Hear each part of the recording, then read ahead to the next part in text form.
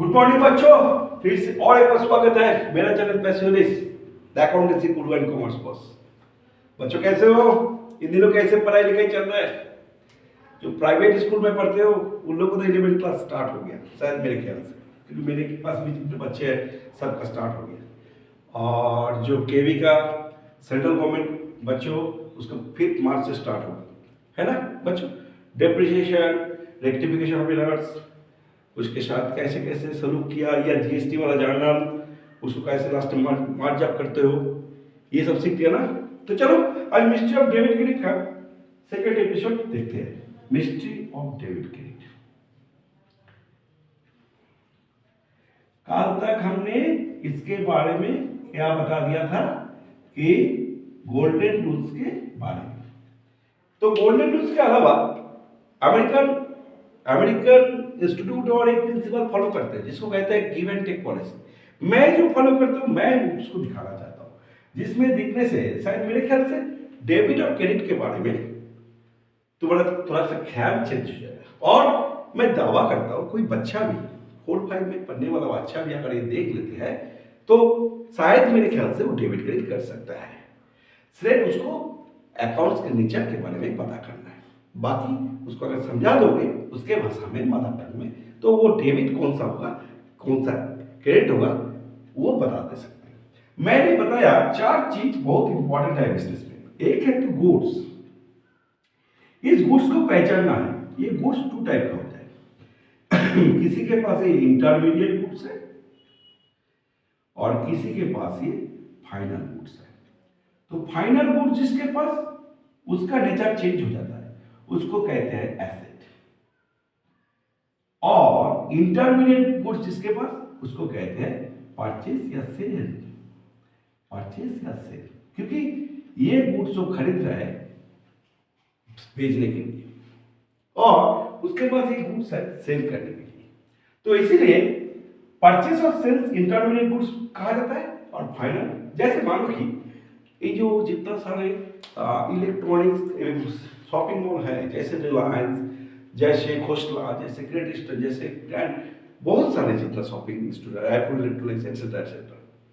तो ये अगर परचेस करता है, ये अगर रेफ्रिजरेटर, फ्रिज, एसी या कोई इलेक्ट्रॉनिक्स का भारी भरकम वाला वॉशिंग मशीन एक्सेट्रा, इसके पास ये परचेस होगा। लेकिन अगर तुम और हम ऐसे आम इंसान इसको खरीदते हैं, परचेस करते हैं, तो मेरे पास ऐसे, बिकॉज ये हम लेकर घर में कहाँ पे जाएंगे, घर में जाके इसको कंज्यूम करेंगे। मतलब कंज्यूमेबल गुड्स, मेरे पास जो कंज्यूमेबल गुड्स है दूसरे के पास वो ना हो सकता है, वो इंटरमीडिएट गुड्स, दैट मीन्स बेचने के लिए वो खरीद रहा है। तो इसके बारे में अगर ठीक तरीके से जान पाया तो गुड्स के बारे में जान पाया। चलो इसके बाद चलता है सर्विस। सर्विस इंडस्ट्रीज ऐसे एक इंडस्ट्रीज है, सर्विस इंडस्ट्रीज। सर्विस इंडस्ट्रीज के बारे में जितना भी कहो वो कम हो जाएगा।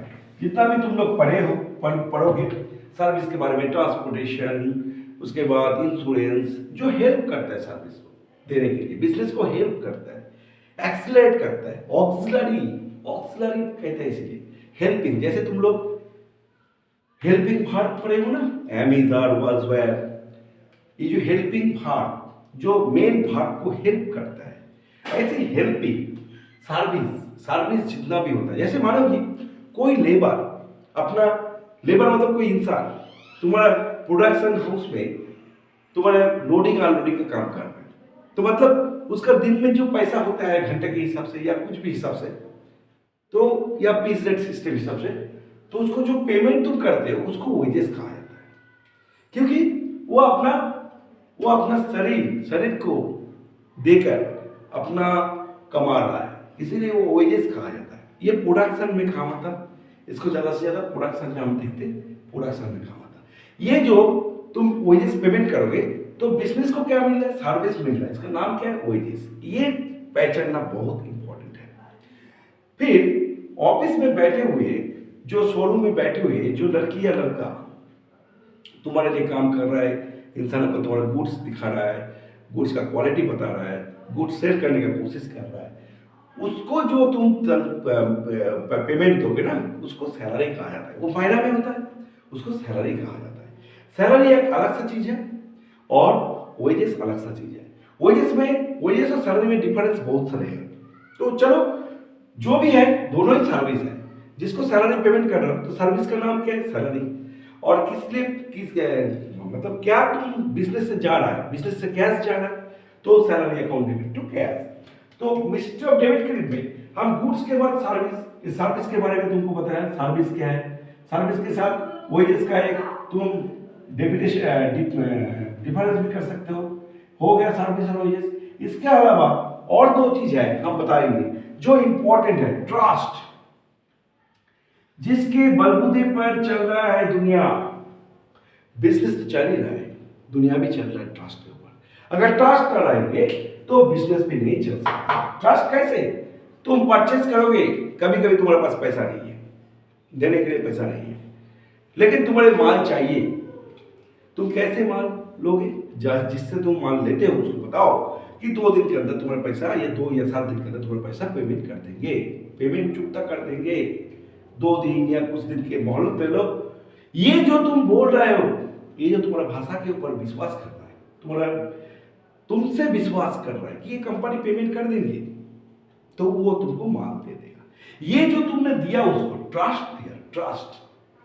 कभी कभी तुम सेल भी करते हो ट्रस्ट के बलबूते पे। जैसे मानो कभी कभी तुम जिसको सेल कर रहे हो वो पैसा अभी नहीं दे पा रहा है, बोल रहा है कि बाद में दे दूंगा। तब तुम भी जानते हो रेगुलर कस्टमर है, वो बाद में दे देंगे, तो तुम भी उसको टाल नहीं सकते, तुम उसको माल रिलीज कर देते हो। इसको कहते हैं ट्रस्ट। उसके पहले मैं आता हूँ ट्रस्ट के बारे में और एक चीज। प्रोपाइटर जो पैसा देते हैं, प्रोपाइटर जो पैसा देते हैं, बिजनेस को क्या मिलता है? बिजनेस को एसेट मिलता है, एसेट जनरेट होता है। और बिजनेस क्या देता है उसको? बिजनेस भी उसको ट्रस्ट देता है कि हमको देखभाल करके रखो तो हम तुमको देखेंगे। ये जो ट्रस्ट बिजनेस ने दिया उसको, इसका नाम हो गया कैपिटल। तो डेबिट क्रेडिट के तहत ये ट्रस्ट बहुत इंपॉर्टेंट फैक्टर है, जो किसी किताब में भी तुमको नहीं बताएंगे, लेकिन हम तुमको बताएंगे कि ट्रस्ट के बारे में सोचो। जिसके बलबूते पर बिजनेस चलता है, जिसके बलबूते पर बिजनेस चलता है और बिजनेस आगे बढ़ते हैं इस ट्रस्ट के ऊपर। मेरे बात समझ में ना? समझ में आ जाएगी बच्चों, क्योंकि ये ट्रस्ट नहीं रहेगा तो बिजनेस कभी नहीं चलता है। तो ये ट्रस्ट लेना भी है, देना भी है, बहुत इंपॉर्टेंट पार्ट है, बहुत इंपॉर्टेंट फैक्टर है। देना और लेना, लेन देन, वो घूम फिर कर लेन देन के बारे में चला जाता है। ट्रांजैक्शन, जिसके अंदर लेन और देन, डेबिट और क्रेडिट, ये बहुत इंपॉर्टेंट फैक्टर है। नेक्स्ट, ट्रस्ट के बाद और एक चीज हम बता सकते हैं, कैश, जो बिजनेस का ब्लड है, कैश। ये कैश भी तुम देते हो। पहले जमाने में बिजनेस कैश के बलबूते पे चलते थे। पहले जमाने में बिजनेस कैश के बलबूते पे चलते थे, क्योंकि कैश बहुत इंपॉर्टेंट फैक्टर था। आज के दिन में कैश का अहमियत उतना नहीं है, फिर भी हम कैश को मान के चलते हैं, क्योंकि आज के जमाने में बैंक का अहमियत हो गया, क्योंकि IMPS चले, उसके बाद RTGS, नेफ्ट, उसके बाद और रिवॉल्यूशन हुआ, फोन पे, गूगल पे, फिनसेल पे, बहुत सारे जो डिजिटल पेमेंट, डिजिटल रिसिप्ट तुम करते हो, लेकिन थ्रू बैंक, सब कुछ थ्रू बैंक से हो। इसके नजरअंदाज मत करो। तो ये बहुत इंपॉर्टेंट फैक्टर है आज के बिजनेस में। जैसे ट्रस्ट भी है, ऐसे ये भी है बहुत इंपॉर्टेंट फैक्टर। अगर तुम आइडेंटिफाई कर लोगे पहले इस चीज को, तो डेबिट और क्रेडिट करने में आसानी नहीं होगा बच्चों। तो कुल मिला के ये खड़ा हुआ कि मेरा जो थ्योरम है वो है GSTC थ्योरम। ये थ्योरम को याद रखो। दुनिया में कुछ भी चीज तुम डेबिट क्रेडिट के बलबूते पे कर सकते हो। गुड्स, सर्विस, ट्रस्ट, कैश और बैंक, जो भी है कैश और बैंक इक्विवेलेंट इसको कहा जाता है। तो चलो बच्चों, इसके बलबूते पर हम आगे शुरू करेंगे कि डेबिट क्रेडिट बहुत सारे ट्रांजैक्शन का कैसे होता है। डेबिट और क्रेडिट हम एक चीज दिखाते हैं सब ऑल टाइम कि डेबिट और क्रेडिट नायक नहीं, जैसे डेबिट और खलनायक हूं मैं, ये क्रेडिट, डेबिट और क्रेडिट, कोई भी बिजनेस का कुछ पाते हो तो कुछ दे भी सकते हो। साइंस बिजनेस में कूट कूट के भरा हुआ है। मैं न्यूटन का थर्ड लॉ तुम लोगों को याद कराना चाहता हूं, जिसमें बताया गया every action have opposite reaction.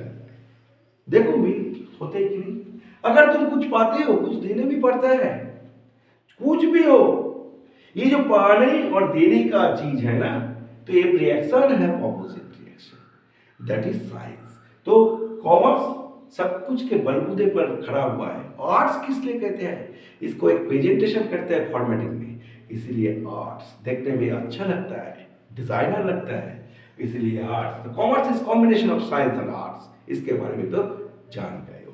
आज इतना तक है बच्चों, इसको थोड़ा देखो।